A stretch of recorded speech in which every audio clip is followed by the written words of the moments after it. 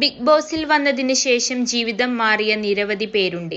അതിൽ നടി അപ്സര രത്നാകരന്റെ പേരും എഴുതി ചേർക്കാം.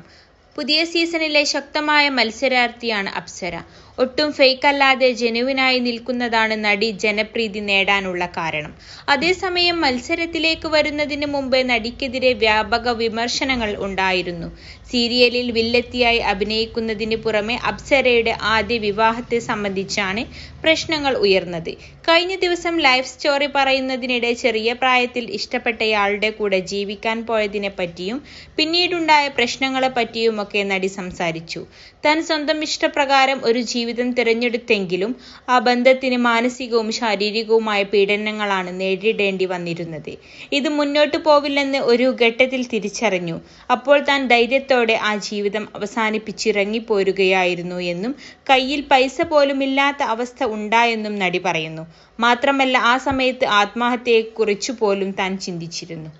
+2 ഡിഗ്രി കഴിഞ്ഞവർക്ക് വേൾഡ്സ് ഫസ്റ്റ് AR/VR ക്ലാസ് റൂമിലൂടെ സ്മാർട്ട് ഫോൺ എഞ്ചിനീയർ ആവാം. കൂടുതൽ അറിയാൻ വിളിക്കൂ ബ്രിഡ്കോ ആൻഡ് ബ്രിഡ്കോ. ഇതെല്ലാം മറികടന്നിട്ടാണ് താൻ ഇന്ന് നിൽക്കുന്ന അവസ്ഥയിലേക്ക് എത്തിയതെന്നും രണ്ടാമതൊരു ജീവിതം തീരുമാനിച്ചത് വീട്ടുകാർക്ക് കൂടി ഇഷ്ടപ്പെട്ടതിന് ശേഷമാണെന്നും അപ്സര പറഞ്ഞിരുന്നു. ശരിക്കും അപ്സര പങ്കുവെച്ച കാര്യങ്ങൾ പലർക്കും പ്രചോദനം നൽകുന്ന കാര്യങ്ങളാണെന്നാണ് സോഷ്യൽ മീഡിയയുടെ പ്രതികരണം. ഗാർഹിക പീഡനം അനുഭവിക്കുന്ന പെൺകുട്ടികളെ സ്വന്തം മാതാപിതാക്കൾ സ്വീകരിക്കുന്നതിനെ പറ്റിയടക്കം നിരവധി കാര്യങ്ങളാണ് അപ്സരയുടെ തുറന്നുപറച്ചിലിൽ നിന്നും പ്രേക്ഷകർ മനസ്സിലാക്കിയത്. ഇതിനെ സംബന്ധിച്ച് പ്രചരിക്കുന്ന ചില എഴുത്തുകൾ വായിക്കാം. അപ്സര ഇന്നലെ പറഞ്ഞ ജീവിതകഥ ഇൻസ്പയറിംഗ് ആയി തോന്നി. അതേസമയം കുറെ പെൺകുട്ടികൾ ഇൻഡിപെൻഡന്റ് ആവാൻ ശ്രമിക്കുന്ന ഈ കാലഘട്ടത്തിൽ വീണ്ടും മാതാപിതാക്കളിലേക്ക് അവരെ കൊളുത്തിയിടാൻ ശ്രമിക്കുന്ന പോലെ തോന്നി. 21-ാം വയസ്സിൽ ഇഷ്ടമുള്ള ഒരാളിന്റെ കൂടെ ഇവൾ ഇറങ്ങിപ്പോയി.